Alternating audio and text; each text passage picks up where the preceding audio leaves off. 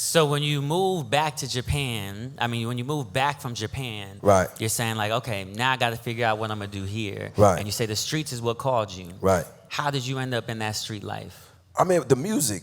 I love it. Anybody know Tupac Shakur in here? You know what I'm saying? Y'all make some noise. Tupac was my mentor before he knew he was my mentor, you know, along with the Ghetto Boys and all that. And I was listening to the music, and I just understood it because I was from that walk of life, right? The music to me is what podcasts are today. You feel Say what I'm more saying? about that. Say double click in it. Because I would listen to the music and actually, instead of listening to it and just liking it, I was listening to it to learn, right? So I would get rules and values and this, mind you, nobody in my family at the time really discussed what values are and morals, right? Because everybody pretty much had a factory job or they was hustling or whatever they was doing. So we didn't have conversations about values, but listening to different artists was my way of knowing, okay, you don't snitch, you know, you don't do this, you don't do that, you take care of people this way, you do that. And these were the things that I learned because it was like my textbook, if you will, for the streets.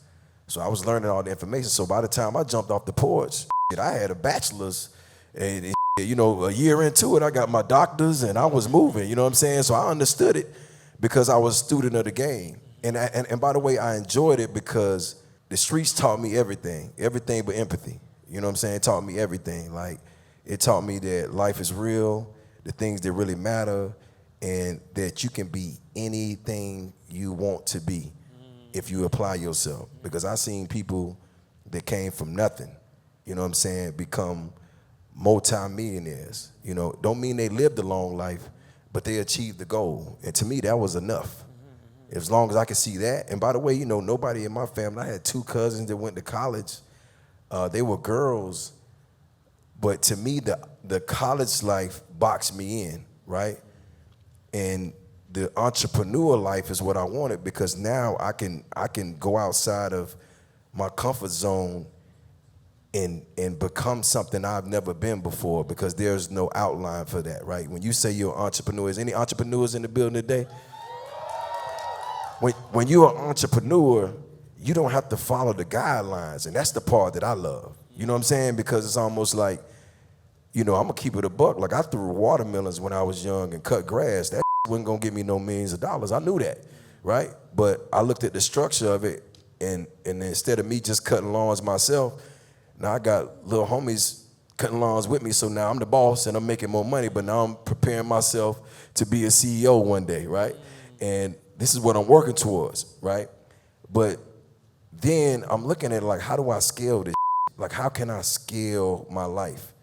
And the thing that I learned the most is I started getting outside of my comfort zone and having conversations with people that I normally wouldn't have conversations with.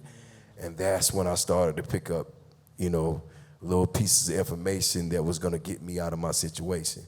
And I would advise anybody, anytime you stuck and you can't quite figure it out, just get outside your comfort zone. Just go sit down with somebody in a million years nobody would have ever thought you wouldn't talk to, and just have a conversation. Just ask them some questions, you know what I'm saying, and get some answers. That's what it's about.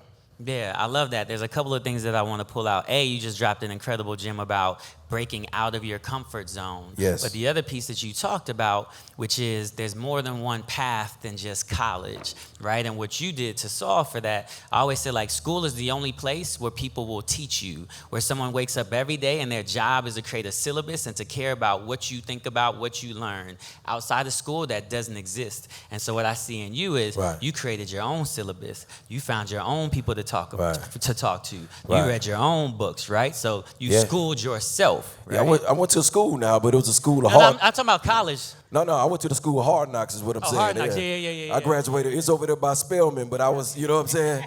I was on the block with it, but I was close by Spelman. I saw them, and they saw me.